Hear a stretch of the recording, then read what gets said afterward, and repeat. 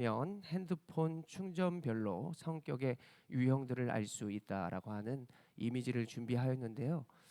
잘 보일런지 모르겠지만 언제나 내가 핸드폰을 충전을 완충한다, 가득 차게 한다라고 하는 이러한 사람의 유형은 만나서 노는 게 제일 좋은 그러한 인싸, 남을 잘 챙기고 매사에 준비성이 좋은데 잔생각이 많아서 스트레스를 많이 받는다고 하는 유형입니다. 그리고 80% 이하의 충전이라고 하는 사람들의 유형은 속을 알 수 없는 카멜레온과 같은 유형이다. 알 수 없는 스타일이다라고 하는 이러한 모습인데요. 그런데 때로는 열정이 많아서 리더자의 역할을 감당한다라고 합니다.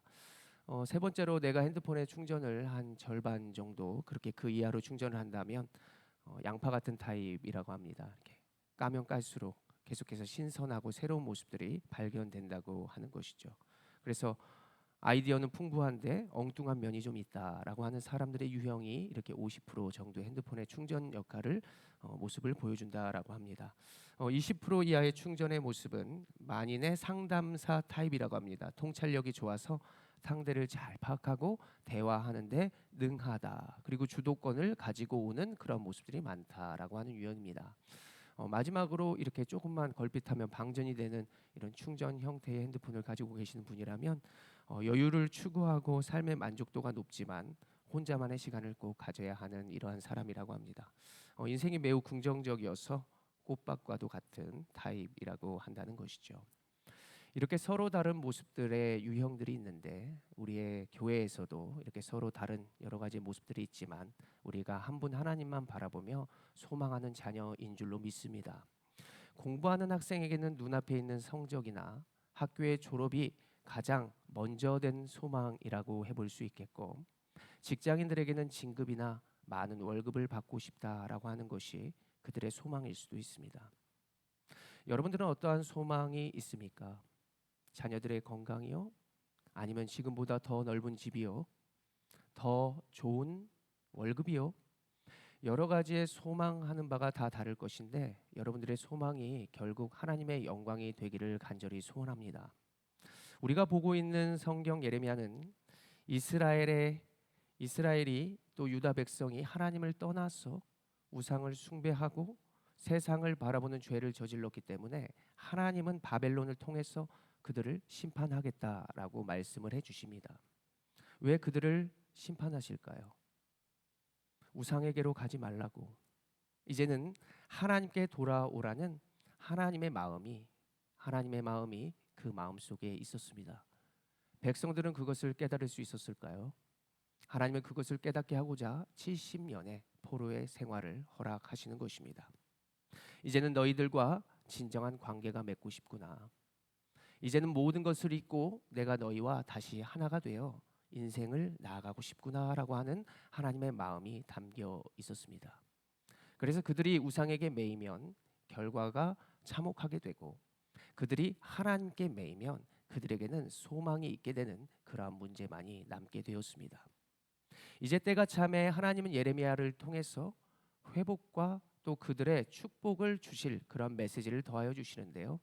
예레미야 31장 31절의 말씀, 우리가 바라는 소망을 마음에 품고 한번 읽어봅니다. 시작. 여호와의 말씀이니라. 보라, 날이 이르리니 내가 이스라엘 집과 유다 집에 새 언약을 맺으리라. 아멘. 새 언약이라고 하는 것은 이전에 이스라엘과 모세가 맺었던 그 언약이 옛 언약이다, 십계명 언약이다라고 해본다면 이제는 하나님의 말씀을 마음에 새기는 언약이 새 언약이다라고 해볼 수 있습니다. 그래서 성경에는 마음으로 믿어 의에 이른다라고 하는 말씀이 있죠. 이제는 행위로서의 구원이 아니라 그리스도의 은혜와 사랑을 마음에 새긴다는 것. 물론 이때는 그리스도가 오지 않았기 때문에 하나님의 은혜와 사랑을 마음에 새기는 것, 이것이 그들의 모습이 되어야 하는 것입니다. 이것은 자녀들만이 얻게 되는 특권이라고 할 수 있는데요. 우리가 한번 따라해 볼까요? 자녀된 권세. 그렇습니다. 자녀된 권세로 우리는 새 언약의 백성이 된 것입니다. 요한복음 1장 12절의 말씀 읽겠습니다. 시작. 영접하는 자 곧 그 이름을 믿는 자에게는 하나님의 자녀가 되는 권세를 주셨으니 아멘. 영접하는 자, 취하다라고 하는 뜻입니다. 내가 그것을 취한다면 다른 우상을 먼저 잡는 것이 아니라 하나님을 잡는다면 하나님의 권세가 나의 권세가 된다. 예수님의 권세가 내 권세가 되는 그 능력을 주셨으니라고 하는 말씀이죠. 이 권세로 우리가 무엇을 할 수 있는지를 우리는 오늘 본문 예레미야 33장을 통해서 알아보겠습니다. 오늘 예레미야 33장 서두에는 이러한 말이 있었습니다. 모두가 잘 아는 말씀인데요. 읽겠습니다. 시작.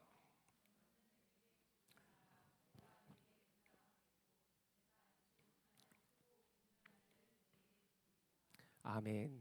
이 말씀은 정말 기도하는 자들이 많이 좋아하는 구절입니다. 저희의 부모님도 굉장히 좋아하는 구절이었고 집에다도 써붙여 놓을 정도로 굉장히 유명한 말씀이죠. 부르짖으라라고 하는 이 의미는 특별히 초대받은 사람만이 말할 수 있는 그런 의미를 담고 있습니다. 아무나 소리내고 아무나 부르짖을 수 있는 것이 아니라 하나님의 자녀가 된 백성만이, 정말 믿을 수 있는 자만이 외칠 수 있는 소리인 것이죠.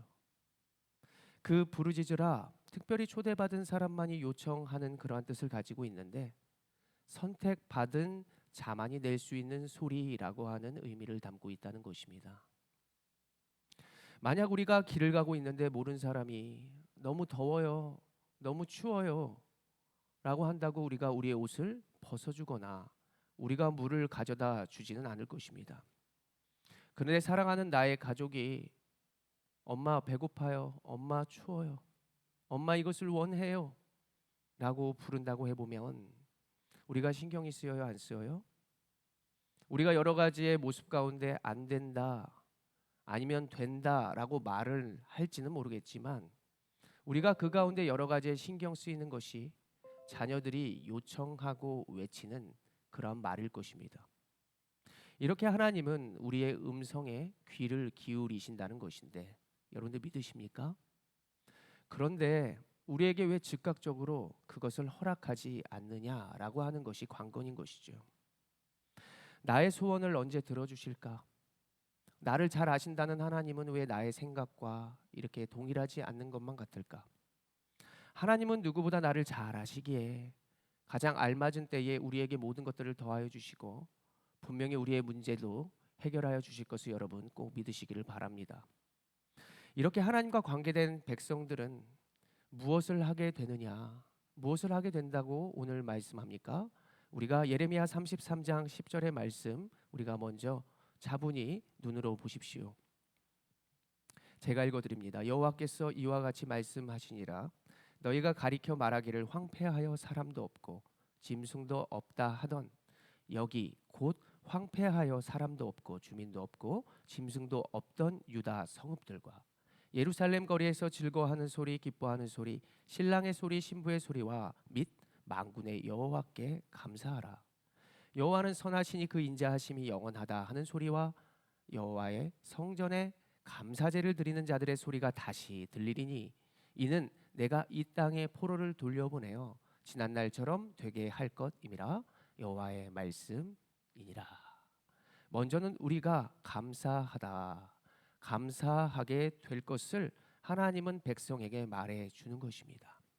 그들이 이제는 지난날의 모든 것을 벗어버리고 하나님께 감사하게 된다는 사실인데 구원의 감격과 예배를 다시 드릴 수 있음에 그들이 감사하게 된다는 것이죠. 저는 이곳에 교회가 세워진 다음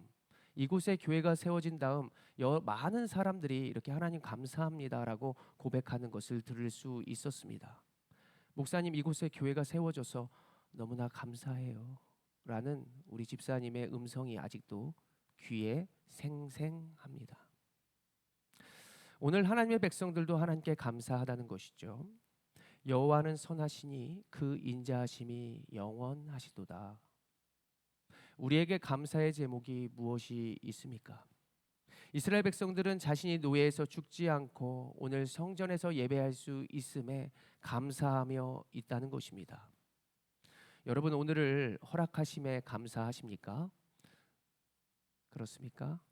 지난날의 여러 위협과 죽음과 여러 가지 문제들을 하나님의 은혜로 돌파하고 오늘 예배하고 있음이 얼마나 감사한지 모릅니다.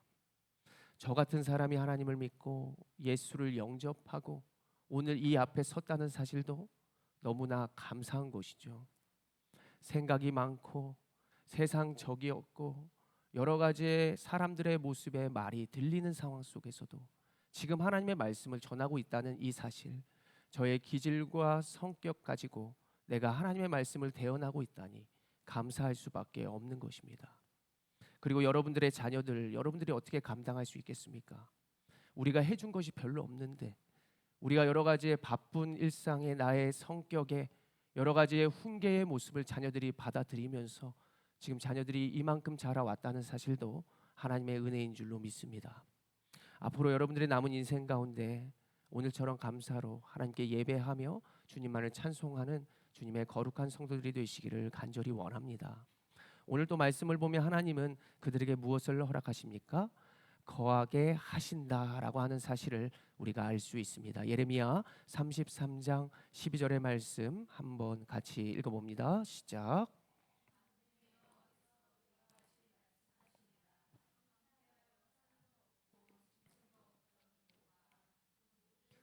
다시 목자가 살 곳이 있으리니 그의 양떼를 눕게 할 것이라.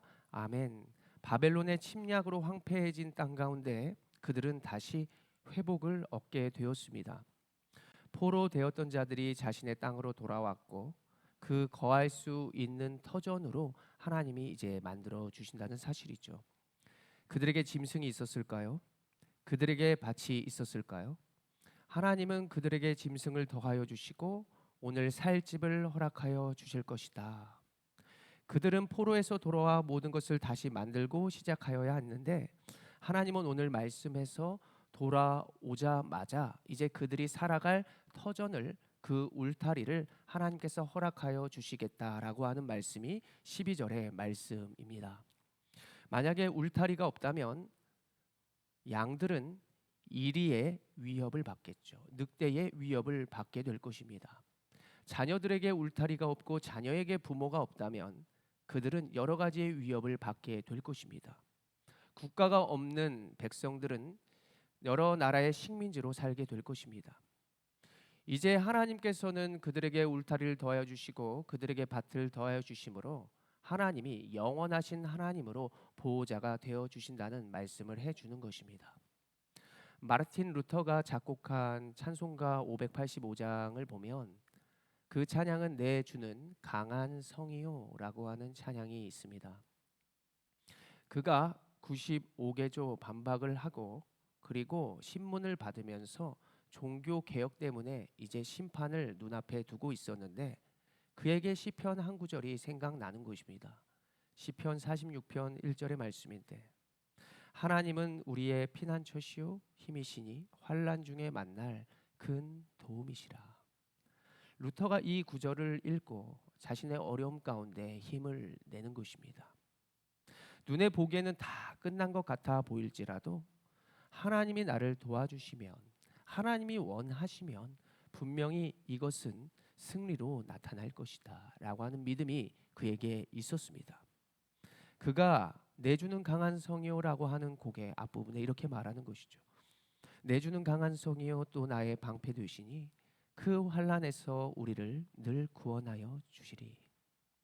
사랑하는 여러분, 우리가 인생을 여러 가지의 분주함과 바쁨 가운데 살아가느랴 우리의 가정의 울타리, 또 우리의 인생의 여러 가지의 나의 외적인 모든 부분이 상하거나 무너진 것은 없으십니까? 우리는 다시 하나님과 시작할 수 있음을 여러분들 꼭 믿으시기를 바랍니다. 우리의 육신과 우리의 마음은 때론 무너질 수 있을지는 몰라도 우리가 믿고 확신하는 하나님은 강한 요새가 되어 주셔서 언제나 우리가 그분께 나아가면 든든한 울타리요 우리의 버팀목이 되어 주신다는 사실을 여러분들 꼭 믿으시기를 바랍니다. 마지막으로 새 언약이 된 백성들은 얻게 되는 것이 있습니다. 한번 따라해 봅니다. 거두리로다. 그렇습니다. 주님의 울타리 안에 거하고 믿음으로 심기어진 백성은 결국 열매를 거둘 수밖에 없습니다. 예레미야 33장 13절의 말씀 같이 읽어봅니다. 시작. 산지 성읍들과 평지 성읍들과 네겝의 성읍들과 베냐민 땅과 예루살렘 사면과 유다 성읍들에서 양떼가 다시 계수하는 자의 손 아래로 지나리라. 여호와께서 말씀하시니라. 아멘. 그들이 앞으로 살아가는 터전에서 그들이 양들을 셀 수 있을 정도로 번성하게 될 것이라라고 하는 뜻이 담겨 있습니다. 하나님은 그들이 예배할 수 있는 터전을 허락하시고 그들의 예배를 받으시면서 그들의 울타리와 연약한 믿음을 이제는 든든하게 세워 가십니다. 내적인 믿음만 든든히 세워 가시는 것뿐만이 아니라 그분은 울타리도 강한 성으로 세워 주시고 그들의 터전에 열매를 맺게 하신다는 하나님의 언약의 말씀이 오늘 들어 있는 것이죠. 우리에게 집을 주셨습니다. 우리가 굶을 줄만 알았는데 하나님께서 때에 따라 돕는 은혜로 일용할 양식을 더하여 주시는 것이죠. 그리고 우리에게 사랑하는 자녀를 주셨습니다. 그들이 정말 태어나면서 내가 많은 것을 주어야지라고 생각을 했던 것 이상으로 하나님은 그들에게 많은 것들을 채워 주심을 우리는 볼 수 있습니다. 앞으로 하나님께서 우리의 자녀와 또 손주들에게 만남의 복과 또 귀한 능력을 더하여 주실 것을 간절히 소원하시길 바랍니다. 앞으로 여러분들 무엇이 필요하다라고 여기고 계십니까? 하나님이 우리를 가장 잘 아셔서 지난 날을 돌아보면 때에 따라 돕는 은혜도 주시고 여러 위협 가운데 피할 수 있는 도움이 되어 주셨다는 사실을 우리의 지난 날을 보면 알 수 있습니다. 하나님은 지금 우리를 이루고 계시는 과정인데요. 우리가 시편 23편을 보더라도 많은 사람들이 이 23편을 좋아하는 이유가 있습니다. 한 부부가 있었습니다. 남편은 외국에 가서 공부하고 있었습니다. 그런데 한 소식이 들리는 것이죠. 여보, 우리 사랑하는 딸이 죽었습니다. 딸이 폐렴으로 죽었다는 소식을 남편은 타지에서 듣게 되는 것이죠. 그들의 모든 것이 무너졌고 내일에 소망할 것이 없게 되었습니다. 그러나 아내의 편지의 마지막에 남편은 이러한 글이 적혀 있는 것을 보게 됩니다. 주는 나를 기르시는 목자입니다. 시편 23편 1절의 말씀을 읽어볼까요? 시작. 여호와는 나의 목자시니 내게 부족함이 없으리로다. 주는 나를 기르시는 목자요라고 하는 찬송을 여러분들이 잘 알 것입니다. 이 노래는 우리 한국인 작사 작곡자가 노래를 만든 것이죠. 주는 나를 기르시는 목자요 나는 주님의 귀한 어린 양 푸른 풀밭 맑은 시냇물가로 나를 인도해 주신다. 못된 짐승 나를 해치 못하고 거친 비바람 상치 못하리. 나의 주님 강한 손을 펼치사 나를 주야로 지켜주신다. 주는 나의 목자 나는 그의 어린 양 저를 따라 꼴을 먹여주시니 내게 부족함이 전혀 없으리로다. 저는 여러분들이 어떤 상황을 만나도 하나님의 힘과 능력으로 모든 것을 할 수 있음을 믿습니다. 사랑하는 우리의 가정도 우리의 환경도 우리의 자녀들도 감당할 수 있기에 우리에게 허락하여 주신 줄로 꼭 믿으시기를 바랍니다. 우리의 예배와 우리의 기도와 우리의 소망도 주께 있는 것이죠.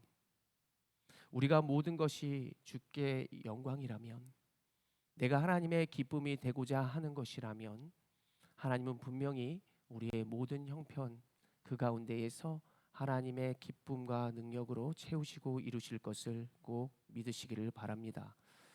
저도 하나님께 더 크게 쓰임 받기를 원합니다. 많은 것들이 부족하고 주의 교회가 영광 가운데 세워졌는데 내가 감당할 수 있을까라고 하는 마음 늘 마음 상켠에 있습니다. 그러나 여러분들이 함께 예배하고 또한 함께 기도하고 주님을 믿는 믿음으로 말미암아 연합하여 나아갔을 믿기에 분명히 교회는 승리하고 저도 하나님께 쓰임 받을 줄로 믿습니다. 여러분들에게 어떠한 소망이 있으십니까? 하나님이 가정을 맡기셨습니다.